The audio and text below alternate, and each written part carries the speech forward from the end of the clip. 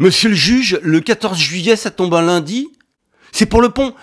Non, je réfléchissais comment organiser mon week-end parce que comme je vois dans votre regard et à vos questions que vous avez déjà fait votre jugement, moi je réfléchis à comment organiser le Airbnb à Pont-l'Évêque. Ouais, non mais attendez, je vous laisserai parler quand j'aurai fini. Je propose qu'on regarde tout de suite les images de l'agression parce que c'est quand même rare dans une affaire d'agression sexuelle qu'on ait des images. Donc là, on va voir tout de suite les comédiennes que j'ai agressées. Elles sont au bout du rouleau puisqu'elles se feront porter malades quelques jours après les images. Et le footballeur acteur qui joue la pièce Boing Boing avec moi leur demande « Touchez-moi la bite ». Donc on est le 27 janvier 2019 à quelques minutes de l'entrée en scène. Regardons. Attention, ambiance dans les coulisses. Attention.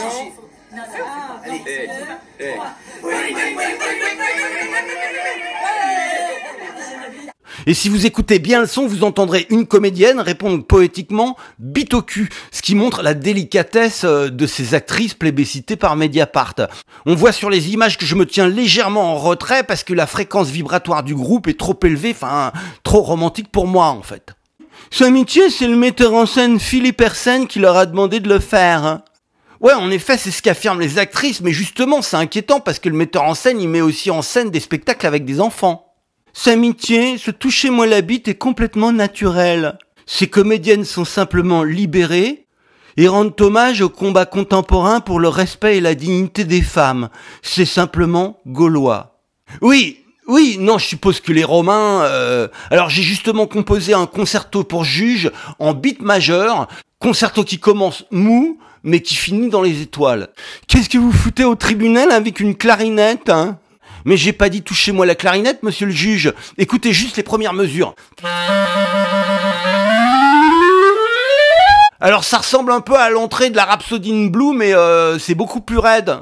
Cette amitié, les actrices viennent de préciser qu'elles avaient pas vraiment touché, en tout cas qu'elles avaient rien senti. Bah, c'est pas flatteur pour le footballeur acteur, monsieur le juge. Bon, passons à... D'un autre côté, il s'appelle pas non plus Franck le Taureau. Bon, passons à... Monsieur le juge, dans sa déposition auprès de l'officier de police, le producteur parisien confirmera l'extrême élégance des comédiennes et du footballeur, puisque leur blague favorite, c'est « Alors ton mari, quand il te baise, ça te soulage ?» Alors pour comprendre pourquoi c'est drôle, c'est parce que le mari de l'actrice s'appelle Soulage. Donc là forcément ça devient drôle, monsieur le juge. Tous les footballeurs ont pas cette qualité d'humour. Et là, coup de théâtre, puisque rentre au tribunal en pleine audience